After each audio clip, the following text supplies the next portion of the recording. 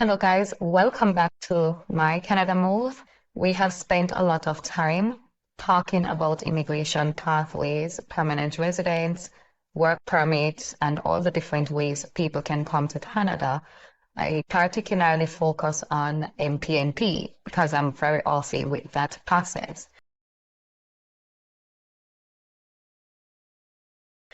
Now, getting to Canada is only half the journey. Living successfully in Canada is the other half. So today I am introducing a brand new series where we will be talking about practical life in Canada, real experiences, real expectations, finances, housing, employment, budgeting, and the mindset needed to thrive.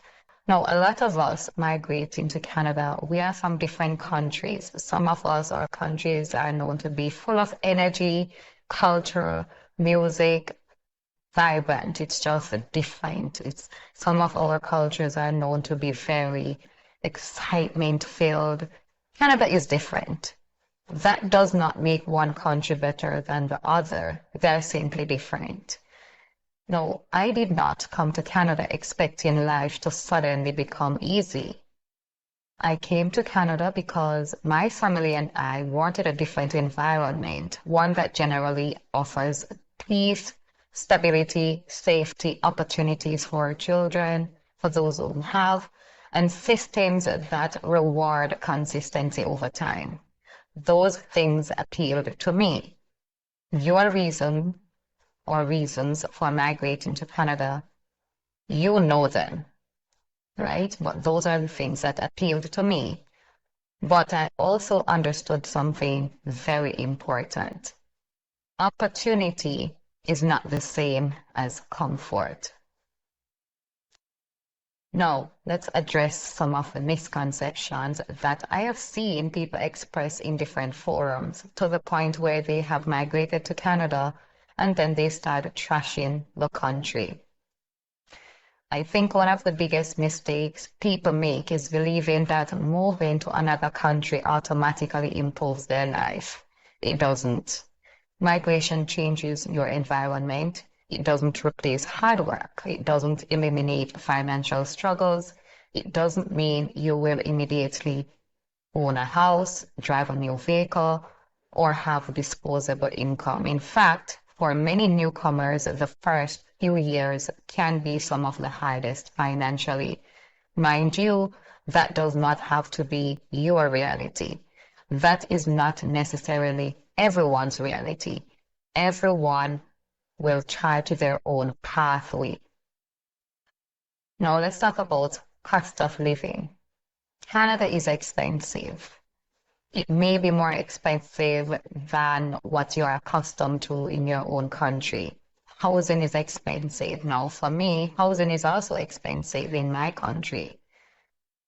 Groceries can be expensive. Insurance is expensive. Childcare can be very expensive. And yes, taxes do exist. Winter clothing costs money. Transportation costs money. Everything requires planning. But that's exactly why financial literacy becomes so important. So let's talk about having the right mindset. If you come to Canada expecting everything to be handed to you, you are probably going to be disappointed. If you come expecting to build your life one step at a time, you are much more likely to appreciate the opportunities that exist. Canada rewards consistency.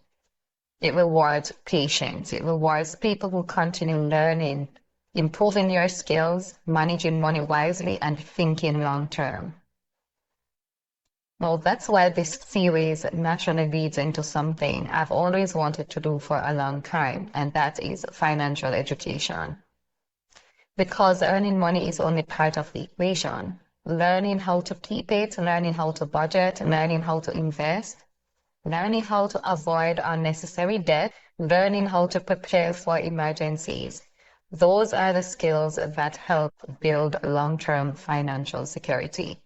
Whether you're a newcomer or you have been in Canada for years, those lessons apply to all of us.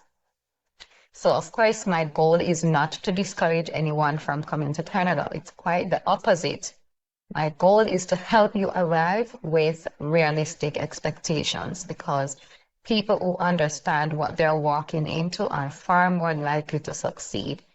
So if you're interested in practical life in Canada, financial literacy, budgeting, investing, credit, home ownership, and building wealth one step at a time, you're going to enjoy this new series.